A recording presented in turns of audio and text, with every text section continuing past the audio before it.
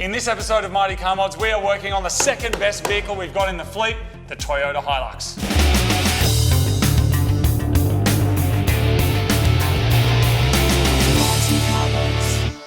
Now you may be wondering what the first bestest car is. And that is the Volkswagen Up. It's the best car we've got in the fleet because it does everything. And it's got a higher tow capacity than this. It's definitely not. It can. It does. It Anyway, does everything. It's a car that does everything. But we're here to talk about HiLuxes because we are completely... We're the best full driving channel on the internet, allegedly. In the world. Who's someone who is full of Me! shit. I'm saying it. Anyway, last time we cleaned the inside of this car, it was absolutely feral. And this episode, we're going to sort out the outside with a bit of paint restoration. Yeah, and we're going to get some new tyres on it so that we can take it off-road, go for a drive. We haven't even driven it yet. No. So today, it's just a quick one, Martin. We're giving it a clean-up. We're getting some tyres on. Then we're going to go hit the dirt. We were told that the gearbox is a bit flogged, so we're going to prove that either to be true or untrue. Yeah. It's a good car, though. It is. I'm saying that as someone who's never driven it and paid... I thought I got a bargain. It turns out Paulie, who's a mechanic that works in Super Garage, reckons the car's worth about $5,000. What? Because he said, he's like, how much did you pay for this $5,000 ute? Yeah, that's right. No, you're very true. All right, anyway, we're going to fix it. Let's do it. Trader utes are often treated like appliances with wheels, like a fridge, white on the outside and full of Red Bull and stinky meat on the inside. Now you can avoid washing them for decades, and for some of the more fashion-conscious off-roaders out there, this is actually part of the look, to make it seem as dirty as possible. The first step is jack up your car and then pressure wash off a decade's worth of grot. So the next step is cleaning the wheels, and this is effective iron contamination remover specifically for wheels to get like brake dust and all that stuff off wheels. It is the most foulest smelling thing I've ever smelt in my whole life.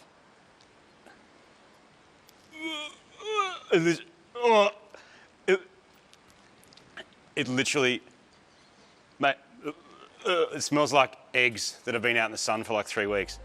Oh, it's on my hands. Our mate Trung is a talented painter who resprayed the two-door STI and our yellow Civic. He knows quite a bit about detailing cars and he's agreed to give us a hand to bring the paint on this ute back to life. Iron removers like this are normally used only on wheels. We wouldn't normally recommend spraying the entire car with this stuff, but our paint is so far gone and covered in heavy contaminants that it was deemed necessary. Also known as fallout remover, the active ingredient in this stuff is ammonium thioglycolate, which reacts with the iron contamination and turns purple. Our car is covered in it, which is from years of being in traffic with other cars, grinding their disc brakes away and blowing into the surrounding traffic, or building sites with angle grinders and who knows what else. Once it's been hosed off, we can give the ute a quick wash down.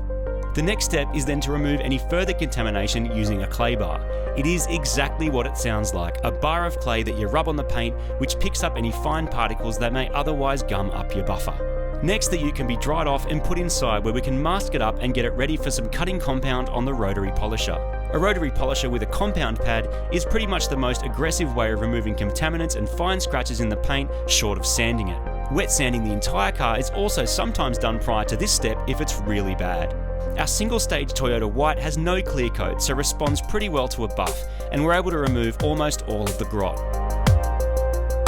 Next up, we're tackling the headlights. Our headlight restoration kit from last episode worked okay, but we're going to try out the new Ryobi 1 Plus orbital polisher. It's not as aggressive as a rotary polisher, so there's less risk of swirl marks or burning through the paint. And the headlights are coming up awesome. A quick coat of wax and the paint looks shiny and mad. And now it'll only be another decade and a half before it gets done all over again. Trung, it looks so good, man. You smashed it. You're such a pro. Except the only problem is now I can see the hail damage that's in it, and I couldn't see that before. So in a way, we've added value, but also devalued it because we've exposed our hail damage. I'll go do a PDR course and I'll come back. But I don't even care. It looks so good. It felt like sandpaper before, and now it feels smooth as. Cheers, bro. Not bad. I can't wait to bash through the bush. Although every time I scratch it, I'm going to be like, oh no, sorry, Trung. Sorry, man. You're the best. Thanks so much. The tyres that came on the ute were pretty worn out, so we're going to install a set of new BF Goodrich all-terrains. These have tough sidewalls, so will withstand some off-road action with an aggressive tread design, but last a decent amount of time both on and off the road. Some people like to run light truck tyres on utes like this, which will last forever on the road, but aren't as capable on dirt, sand and mud. And mud terrains are the next step towards intense bush bashing. These all-terrains in our case will do a decent job of both.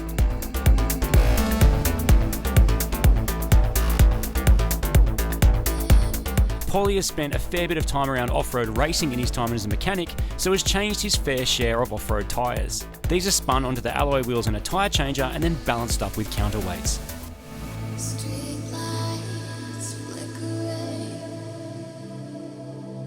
With the tyres successfully installed, the wheels can go back on the ute and we can head back to the workshop.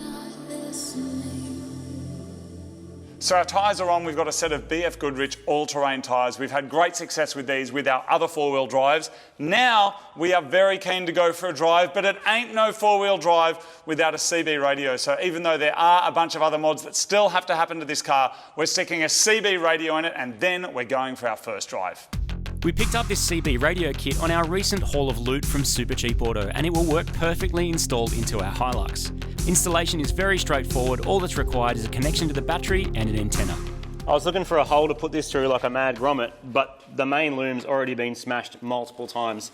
There's just so many holes in it, so I'm going to just use an existing hole and poke that through. If I poke it and poke it really hard. It's super hairy down here, man. Is it? Yeah. Oh, gross. Is it? Seriously? Hang on, I'm trying the one on the Dude, bottom. look at, can you see this? What? The hair, look at this. Oh. We didn't clean up underneath the seat. It's full of hair.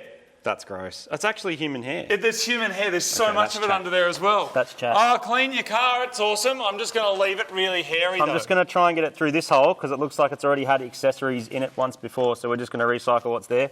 Otherwise, I'll use the perfectly good grommet over here that you're probably supposed to use, which is probably what's going to end up happening. But if I poke that, can you feel it yet? I feel like it just went through.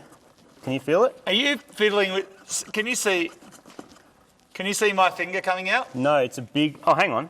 Oh, yeah. Yeah. Yes, I can, but I'm trying to poke it through the actual grommet. Is that going? Oh, no. It's not going through the grommet, but you can send it through where my finger is. Yeah, but then it won't be grommeted technically, and when we do a water crossing, we're going to get wet feet. You can tap power from just about anywhere, but we've decided to go straight to the battery so the CB radio will work even if the ignition is off or you don't have your keys. The kit comes with wiring and a fuse which we run from the battery to our install location.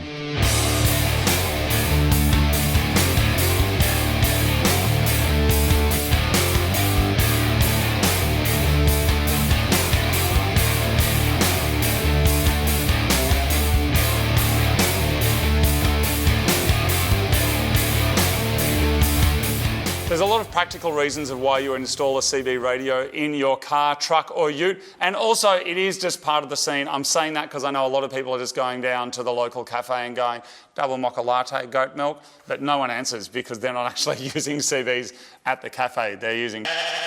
Anyway, why would you install one of these? There's a couple of reasons. A, you can communicate with all the other people in your group if you're going out. Hopefully you've got mates that you're going off-roading with as well. Plus, certainly in New South Wales, it's actually legal to use a handheld one of these as long as this end is somewhere hard mounted to the car. So using a phone or a handheld CB is an absolute no-go. Fines, demerits, all that kind of stuff. As long as this is mounted though, you can use it. But that begs the next question, and I know what you're wondering. This is the world's best four-wheel driving channel. Where do you mount the thing? Well, lucky for you, my mate Marty's about to tell you. Well, if you had like a real four-wheel drive, like a 79 series or an 81 series or an 87 series. What's that? A Ford? Or a 94 series. Is a 79 series a Ford? No. It's a Range Rover. It's the best four-wheel drive. What's the 79 Ranger? four-wheel driving channel. What's the 79 Ranger? It's not a 79 Ranger, it's a 79 series. It's Toyota. It's like the most famous Toyota? Yeah, I know it's a Toyota.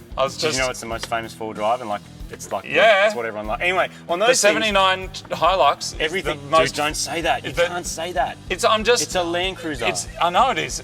The Range Rover 79 is the best four-wheel drive in Australia. And it's Australian made. Anyway, that's why we like them on this show. In those old boxy four-wheel drives, there's lots of place to put this stuff. There's like consoles in the roof and there's like, the dash is very square and agricultural looking. In this very svelte, rounded design of this Toyota Corolla HiLux hybrid, there's actually nowhere to put this. And let's be honest, we're not using this thing all the time. We're off-roading sometimes, but it's also a shop truck, which means you don't actually need the CB all the time. Tell them the place, son. So we've decided we're going to put it in this center console box because it's massive and because we can it just happens to fit in there perfectly, slides right into that hole. We're going Look how nice this is. That's going to go in there. I've run some power up underneath it. Look at it. How you going, mate? Yeah, perfect. It doesn't work yet. But it's about to because we're going to plug this in. We've run our wire from the battery. It's got a fuse on the other end. We're just going to plug it into this. and we'll be good to go. It is possible that once we do this, all of this work, all of this fixing the paint, the tyres, it's very possible that this car won't even work at all. We know this. When the person selling it says there's something wrong with it, there's definitely something wrong with it, because when people sell stuff and say nothing, then you find out later. So there's definitely something wrong with it.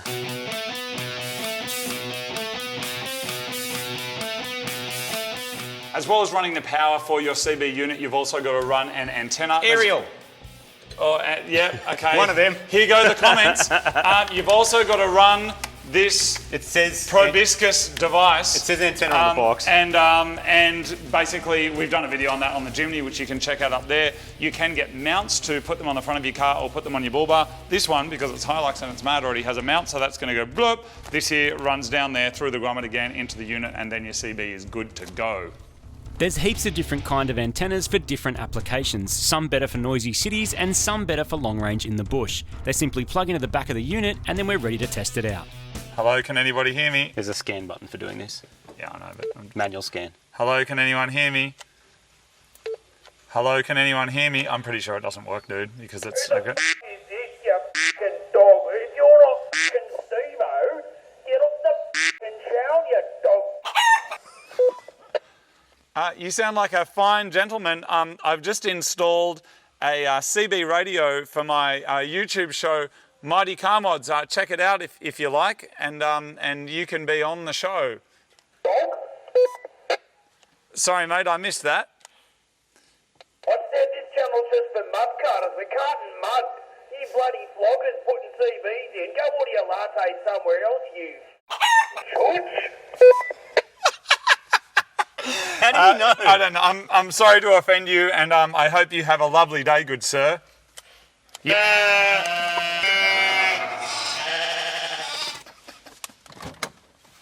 is it, people. First drive in the HiLux. First gear. Works. First gear works. That feels good. Second gear.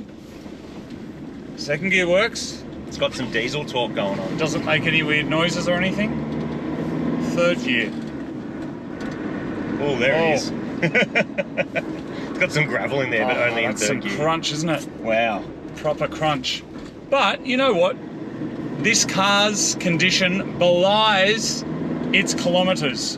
It sounds like there's things moving around in there that are not meant to be moving around in there. But the rest of the car, it doesn't feel like it's got 500,000 Ks on the clock, Martin. No. It feels like, doesn't feel a day over 385,000 Ks. Especially now it's clean. What I find weird about this generation of Toyotas is they all feel the same on the inside. Like this, we'd be sitting the same distance apart. The steering wheel's the same. The vents on the dash are very similar to a Corolla.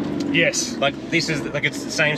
Like parts been put for so many different cars. And some people would whinge and say, oh, it feels a bit cheap. It's cheap plastic. It's hard plastic. I never understand why people get so into talking about the quality of the plastic. It's plastic in a car. Yeah, it's designed to catch your sneezing juice. It's supposed to hold your airbag and hold your stereo and hold your vent. That's literally the only reasons that there or it wouldn't be there. Yeah. Because it costs money to make it.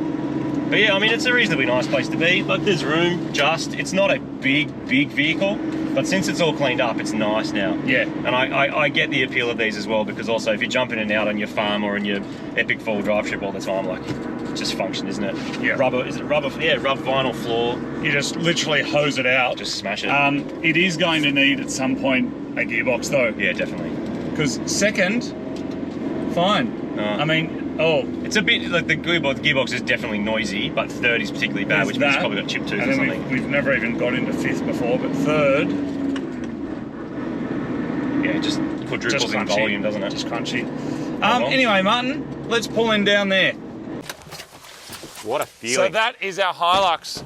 What an absolute nugget. It was the cheapest HiLux in the country, but you know what, Martin? It's the best HiLux in the country. It's nowhere near the best HiLux in the country. What Absolutely it does have the best HiLux in is the a country. buggered gearbox. So that might have been why it was so cheap, actually, in hindsight. The guy did say that. He said that third gear makes weird noises and fifth gear makes weird noises. It certainly does. It has come out, as things do come out on the internet. We've heard from somebody who knows the previous owner of this car, and he sent us an email. What did he say that he used to do in this car, Martin? Basically launch it off stuff. Yeah. He said it's been absolutely thrashed. Hammered. So he's not Absolutely surprised thrashed. at all that stuff is noisy in it. But yeah, it's looking pretty good. It's amazing what a cleanup can do as well. Like buffing that paint up that Trung did, it takes it from looking like an absolute nugget to looking like a boring white tradie ute. And cleaning the interior as well was actually, it sounds smell. like a simple thing and it seems boring, but once you're actually in there and it's not covered in a layer of human slime anymore, that's matters. excellent. What's happening now? So much more. We've ordered heaps of stuff for it, people. There's performance stuff, there's off-road things coming, there's comms. It's all been ordered and that's going to be coming soon. And as soon as it arrives, we will be putting it on. And then, Martin, we're doing a proper off-road trip. Amazing. It's going to be great. That's great. Anyway, thank you very much for watching. By the way, we have a new black edition chopped hat. Sick. This is like a hat, but it's got chopped fingers and they're black. And you can get them right now by clicking the thing, or a whole lot of other merchandise that you can check out. There's a link in the description. Thank you very much. Thanks for watching. I hope you enjoyed it. There's a bit of variety going on at the moment, isn't there? There is, like Martin. this, rotary things, your thing, Yep. my new thing. A bit of a two-wheeled thing happening. So many different things. I mean, that's the flavour of life. The flavour of life should actually be chili noodle bowls. And as we say, people, my HiLux is mad, your car. See you next time.